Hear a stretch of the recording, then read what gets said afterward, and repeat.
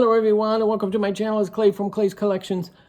I know it's been a little while since I posted a video, a couple weeks, and I apologize, but there's been some major life events happening to my family over the last few weeks. A couple deaths in the family, so it's, yeah, I won't say any more on that, other than that's why I haven't been filming any videos.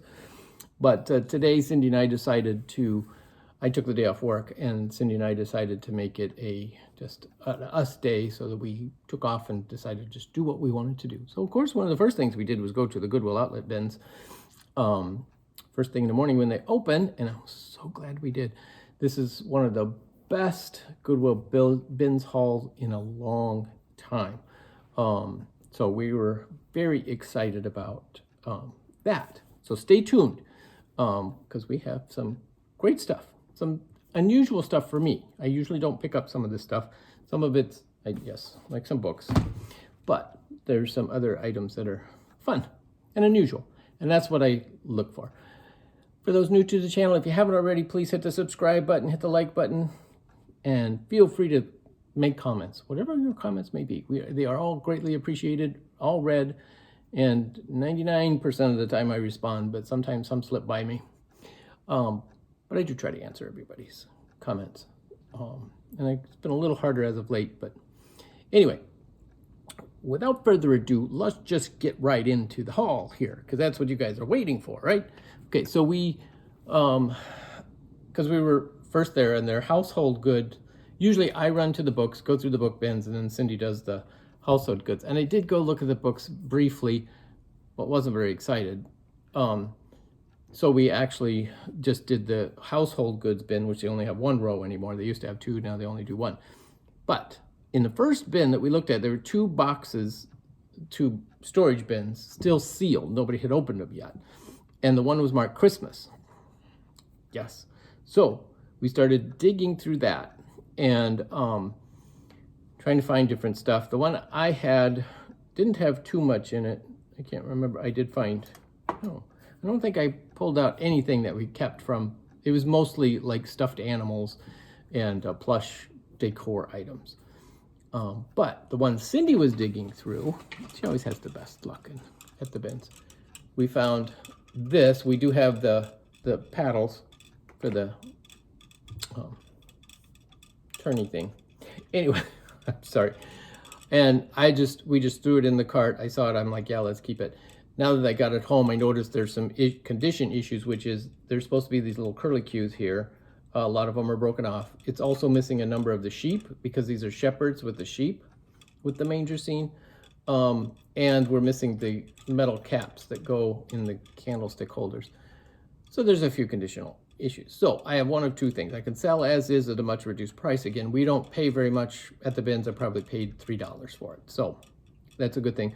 Or I could see if I could get some, replacement pieces on eBay or whatever. Again, I've got a ways till Christmas to try to sell it. So, which is probably what I'll do. I'll look to see what parts are missing, and then see if I can find them at a relatively nominal cost. Because those can be, I looked them up, you can still buy these brand new for $250. Used ones are 100 and something, 125 or thereabouts. So quite a nice find. Even in condition, because again, somebody may be looking for parts for theirs, and I have the parts for theirs. So who knows? Found this celluloid deer. It usually would come in a set of two, but there was only one in the bins. And so this is like a $10 deer, but these are very popular. I sell every deer that I ever pick up. So people love their deer for Christmas decor. We also found this angel made in Italy. It does have a hook back here so that you can hang it from somewhere. I wouldn't recommend it from the tree because it's very heavy, but maybe from the wall or on, it could have gone too on front of a large manger scene, and because many times you'll see these on the peak of the manger. Then we found this little bear angel musician set. adorable little things. These actually, you know, these types of cute figures sell well. And again, when you're picking them up at the bins, all total we spent $41 at the bins. Just so you know, everything that we got. And I won't show everything because some was for household, personal use.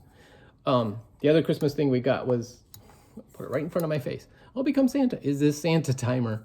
It's not very old, and he obviously was too close to the heat because he's warped a little bit.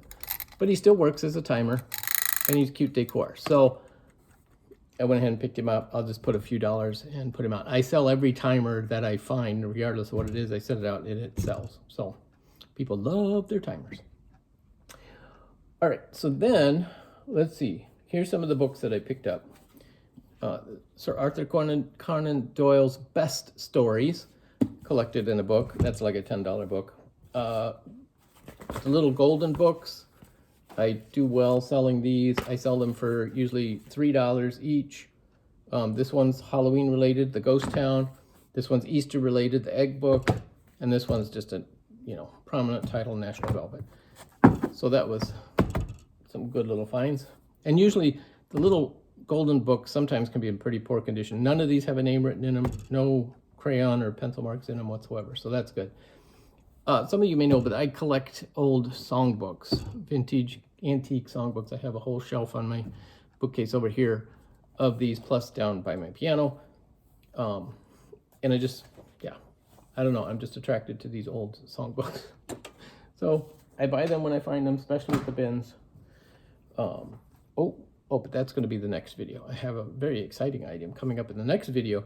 Next video is going to be just a thrift store haul of some stuff. We stopped at a couple thrift stores today and we found some good stuff there too while we were out and about. This one is Of Human Bondage by Magnum. Again, I bought it because it's a nice decorative looking book, not because it has significant value of this edition. And so these I usually sell $7 to $10 for a nice decorative book. This one, a textbook of, sorry, I should put my glasses on without, then I can know for sure what I'm reading. A textbook of the Materia Medica, Pharmacology and Therapeutics. This book is from 1939, obviously still developing medications, right? And this, it was like a $25 book. So we did well with the books. And where am I going to put these? I'll put them down here. All right. So then, as we were shopping around looking for other things, they brought new bins out, new household bins. They do the clothes quite frequently, but usually the household is like once a day. But it was like, you know, within an hour of opening, they changed them out. So then Cindy was, both of us were going through them, and some of the things we found was this olive wood cross. It's on the card, its original card, it says made in the Holy Land. It's made out of olive wood, so that's pretty cool. I don't know if I'm gonna keep it or sell it. I tend to keep too many things. So anyway, but we won't go into that. I had found a little package of children's jewelry, and looking through it, we found this little pendant necklace, which is for, you know, like natural, essential oils. You know, put it on a piece of cotton or something and stick it inside the pendant, and then you can be smelling that as you're going around. So that was a fun little find. All right, and then there was another bin. Cindy found a lot of these. I found this guy, pretty excited, Mr. Rushkin Monkey, Zip. Oh, put your head up so they can see your name. Zip. 1950s, great little item. He is not in the best of condition. He's rather dirty. He's not torn. He's not, you know, anything like that. But he's just like the back of his head. He's got the pilling on the hat and his shirt, different stuff like that. And so he's not the most valuable of the Rushton plush, but he's still, I'm going to list him in his current condition. I'll put him down at the Pink Elephant and I'll list him for, you know, or for sale at like $25. In great condition, he sells for around $75. So I'm happy with $25. Again, he probably cost between $2 and $3. So that's an incredible profit for me. I tend to look to make, for those who may not know, my model on profit is I tend to price things about 10% of what I pay for them. So if I paid 10 cents, I price it at $1. If I pay $1, I price it at 10, typically. So like this, I probably, $2.50. So to sell him for 25, right on target. So that's what I'm looking for. I'm not out to make maximum dollar. I'm out for a quick sale. So some of these are definitely a great deal. Some of them are marginal, but it's just my strategy and it works for me. So we'll go from there. So another great vintage little plush is BJ from the Barney Show. This is 1994 plush. He's about $30, $35.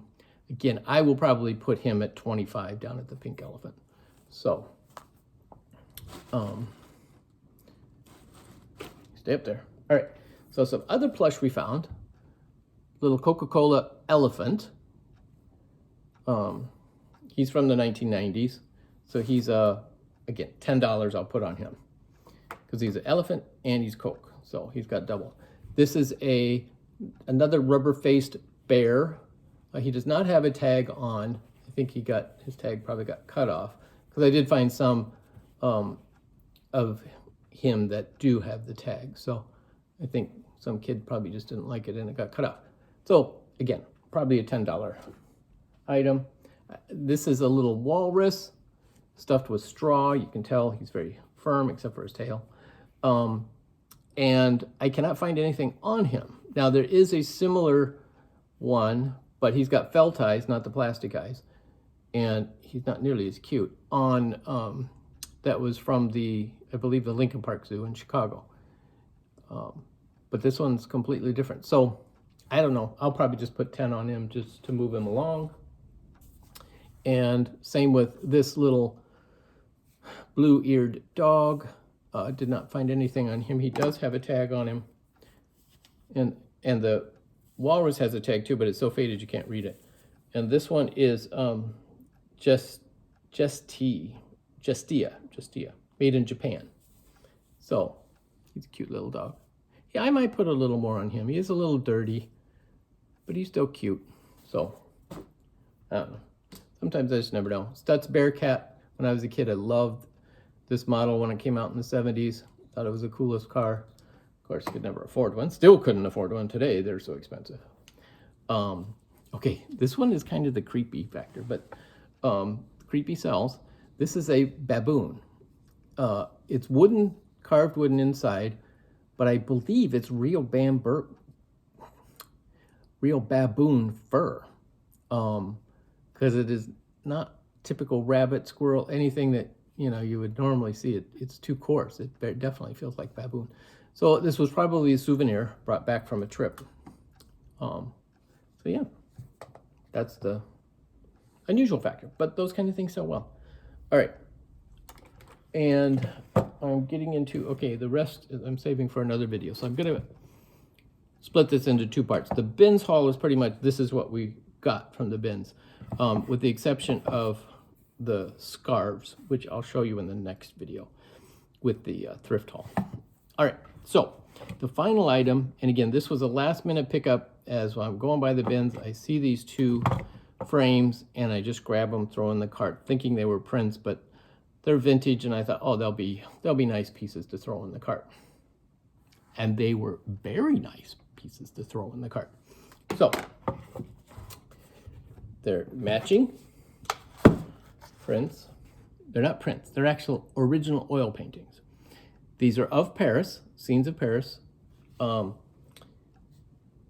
And they say Save Paris is the signature on them, 1983, right? So they are vintage prints. These are quite collectible. And this particular artist, they're listed individually for like $125, which really shocked me. I did not expect, I was thinking more like 40 or 50. Now, realistically, I probably could sell them at the Pink Elephant for around $50 each. So that's probably what I will do. And again, if somebody else can buy it and make money after me, good for them. I'm not out for maximum dollar. So if I want to hold out for maximum dollar, fine. But I don't. I want quick turnaround. And I'm making a profit. So that's all that matters. This is not how I make my living. This is supplemental income for extra cash we're spending. Preparing for retirement. So anyway, with that said, that's our Goodwill Bins haul for the last day of February. February 28th, 2025. And it was, like I said, it was one of the best hauls we've had in a long time. We have not seen this many vintage items for quite a while at the bins. I would say almost 2 years. So we were happy. Anyway, thanks for watching, guys. We'll catch you next time.